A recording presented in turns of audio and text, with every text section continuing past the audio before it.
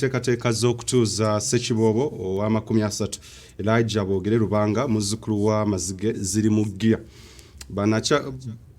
Banakyagwe bali mu keetalo era nga bakedde kukola bulungi bwansi wamu n'okuyooyoota embuga y'essaza esangibwa mu ggulu mu kibuga ky'Emukono nga kati etemyanga muntu.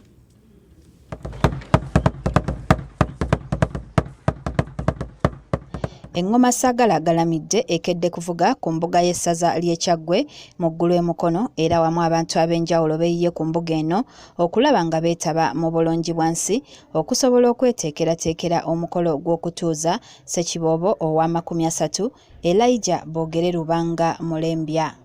Bulungi bwansi yeetabiddwamu Ssekiboobo, abaana b'amasomero, abasajja n'abazaana ba Kabaka nga bayooyoota embuga eno era bamaze okugisiiga langi buli kasonda nga ssentebe w'akakiiko akateesiteesi nga ye sipiika w'essaza ly'Ekyaggwe Jonathan Ntulume agamba nti kati buli kimu kiwedde.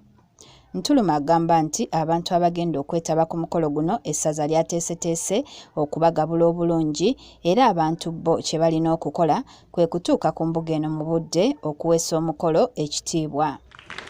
Tujja kuyooyoota embuga eno okutuusa ddala ku lunaku olwokutaano era ne mu Mukono tujja kwongera ogenda nga tuddamu tutereeza nga buli kimu kitambulira bulungi. Twagala embuga yonna nejjule buli muntu afune w'anaatuula kubanga kino tulina okukikola nga tukikola n'omutima gwaffe gwonna n'amaanyi gaffe gonna.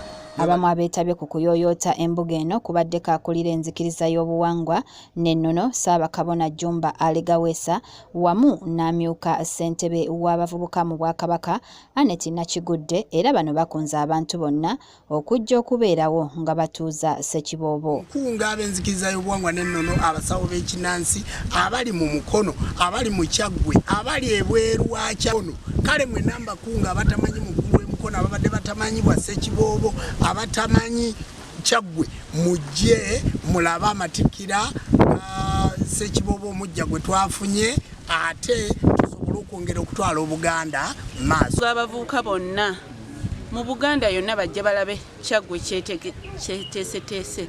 Nkunga abavubuka ba Buganda abavubuka b'Ekyaggwe mwenna mujje tubeere mu mukolo guno tugunyumirwe nga ffe abavubuka kuba guno omulembe gw'abavubuka. Omukolo gw'okutuuza Ssekiboobo Elijah Boogere Lubanga Mulembya muzzukulu wa Mazige gugenda kubeerawo ku Lwomukaaga lwa wiiki eno ng'ennaku z'omwezi 15 ku mbuga y'essaza ly'Ekyaggwe esangibwa mu ggulu eri mu kibuga ky'Emukono.